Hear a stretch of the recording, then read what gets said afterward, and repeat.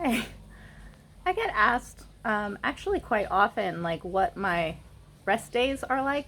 Um, I've talked in the past, probably more than I do now, about what my training looks like. Kevin and I have been trying to cover that a little bit more in our Muay Thai Bones episodes, which you can watch on YouTube, or as a patron, you can listen to as a podcast. But I'm pretty well known for like my grind. I train really hard all the time, and even my kind of light days are pretty hard.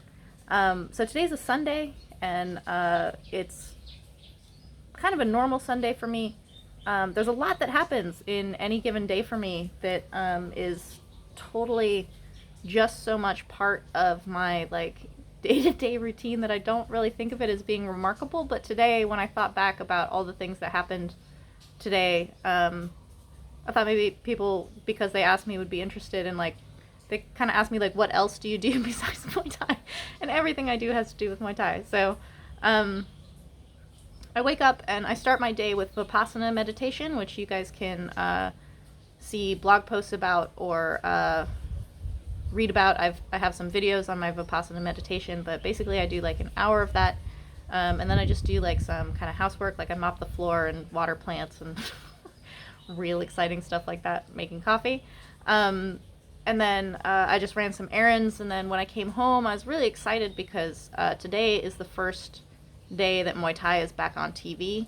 It shut down for about a month here in Thailand after there was another COVID outbreak just outside of Bangkok and in areas kind of around where I am in Pattaya, Rayong, Chonburi area. So it was the first day that Muay Thai was back on TV, and I was really excited to be watching that, which normally my Sundays are watching Muay Thai on TV.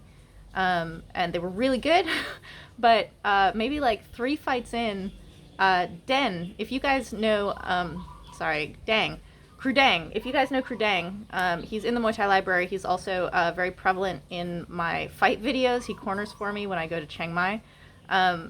He called me and wanted me to help him with his son's English homework. So this was like a video call so that I could kind of help with his reading comprehension and listening skills in English. I used to tutor Krudang's son, Tor, who was a fighter at Lana when I was up in Chiang Mai first 2 years that we were here. When I was helping with this homework, I was like, how old is your son now?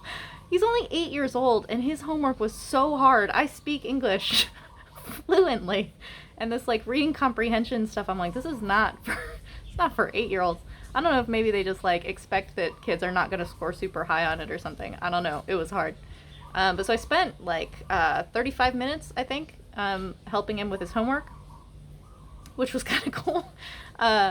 It's interesting. That's not a normal Sunday thing for me, but that kind of thing is a little bit typical. Like someone in my vast net of Thai community will contact me for help translating something. Maybe someone contacted Hippie and was asking a question in English that he doesn't fully understand, or someone needs me to translate a message that they got from someone that they're not entirely sure what is asking, like this kind of thing. So the Sylvie translation services is always open.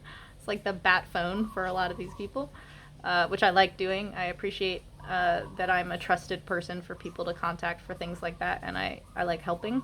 And I've been in communication with Nam Kabuan, who, if you guys have been following on many different news channels or on my Facebook page, you know that Nam Kabuan is facing stage 4 lung cancer, which has spread into his brain, and he's receiving some radiation treatments, spot treatments in his brain, and they're getting his body ready for chemo starting this month.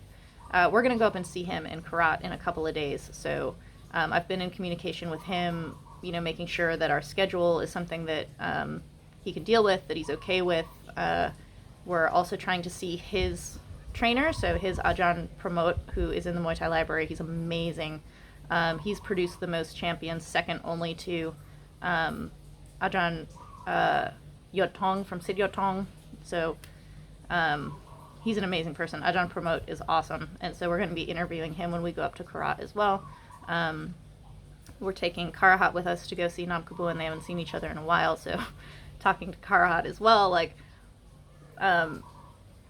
some people often, when they see my videos on YouTube and I'm speaking Thai, with a Thai person, they're always like, "Oh wow, your Thai seems really fluent. How long did it take you to learn, or how did you learn?" Like, I can't answer that question because it's a work in progress. So there's no like, it took me 1 year to learn. I had a tutor in Chiang Mai for a little while when we first moved because it was important to me to learn not only to speak Thai but to read and write. But it wasn't until we moved to Pattaya, actually 2 years into living in Thailand, that I was actually forced to use my Thai a lot more than I had in Chiang Mai. I was allowed to get by on being super shy in Chiang Mai and not using my Thai. But when we moved to Pattaya, there was much less English spoken, and I was starting to book my own fights, so I had to actually use my reading and writing to communicate with promoters. And so my Thai has developed rapidly and just gotten better as I go. So communicating in Thai text and calls on the phone and things like this do still stress me out like a little bit, even when I'm talking to people who I'm actually friends with. And it shouldn't stress me out. But so I've been writing in Thai all day, communicating with Karahat and Nam Kabun, and getting other contacts and communicating with the car rental in Thai, like all of this stuff. And then Kevin and I just went out into the garage area where we can do a little bit of diamond guard together. Again, if you guys don't know what diamond guard is, check on my blog, my website, YouTube. You'll see diamond guard. We talk about it quite a bit there. I think we talk about it in Muay Thai Bones a couple of times. It's a project that we're kind of working on, which is a kind of a guard that's been borrowed heavily from Western boxing.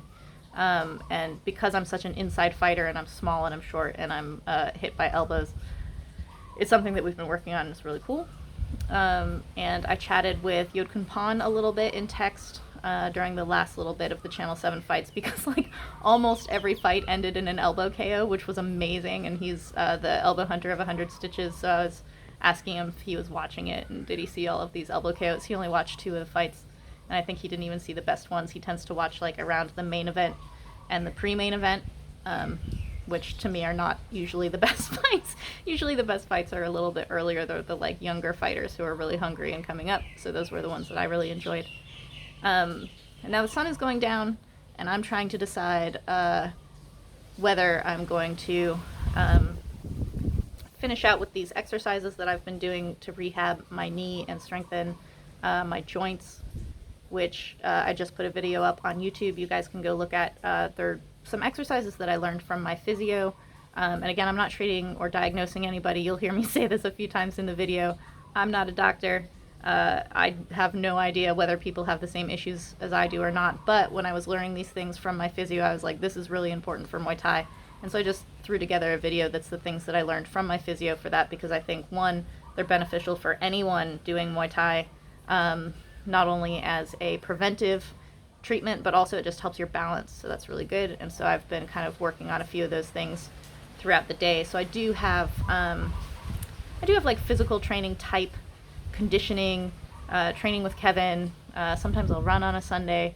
Sometimes I get antsy and I shadow box and things like this. So I do train a little bit on my rest days, and I'll be making dinner in a little bit, and then Kevin and I will probably watch a movie tonight before going to bed, and try to get a little bit more work done, setting things up, because when we go up to see Nam Kabun, we're going to be producing a lot of content. We're going to be trying to interview him, interview Ajahn Promote. We want to watch a fight with Nam Kabun again and have him commentate on it. We have a video on YouTube of him watching his fight with Ramon Decker and commenting on that. It's a really cool video. It's really good, and we want to do another one like that with him when we go up. So there's some planning involved, and getting ready to make sure that we do justice to this trip, and kind of preserving, not kind of, very much preserving the legacy of Nam Kabun as we do this. And we'll have a lot of stuff to work on when we come back from that, so that just takes a little bit of preparation, stuff like that. So if you guys have made it to the end of this video, it means you're interested in what Sylvie's like, what else do you do story is, besides my grinding and training in Muay Thai. That is my Sunday, and the movie we're watching tonight is a Western that Kevin had started watching and then decided that he wanted to watch with me. He watches things without me sometimes. I sleep more than he does. But I really love westerns. His favorite genre is sci-fi, and my favorite genre is westerns. And I think they're actually super similar in terms of like the atmosphere as a character itself. Kevin likes blinking lights. I like arid landscapes that you could die in, things like that. So that'll be what we do tonight. And then tomorrow is a regular day of training, and we leave on Tuesday to go up to see Nam Kabun. We'll pick up Karahat in Bangkok on our way. Yeah, so thank you guys for watching me blather for a little bit. And definitely check out those videos I talked about. Definitely check out any of the resources that I've been talking about for Muay Thai Bones, stuff like that. People really seem to enjoy the slight increase in frequency that Kevin and I have been doing the podcasts. Usually we're driving across the country, and so they're like 3.5 hours long. It takes my mom like a few days to watch or listen to any of our podcasts, and we've been doing slightly shorter ones because we've been at home. We've not been traveling as much for fights. And Hippie actually commented on my regular Facebook page today and said that he might have a fight for me next month, so Sylvie might be getting back to fighting next month, but I'll keep you guys informed. See ya.